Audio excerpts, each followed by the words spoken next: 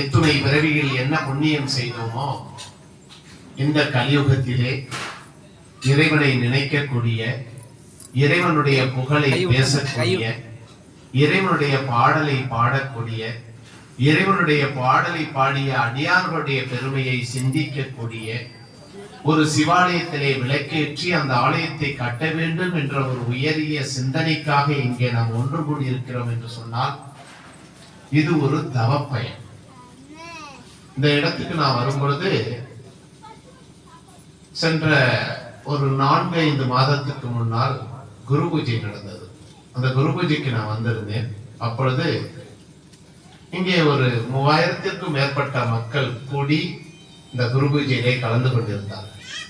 அதை பார்க்கும் பொழுது சாதாரணமாக ஒரு இடத்திலே இறையாற்றல் இல்லை என்றால் மக்கள் சக்தி அங்கே ஒன்று சேராது.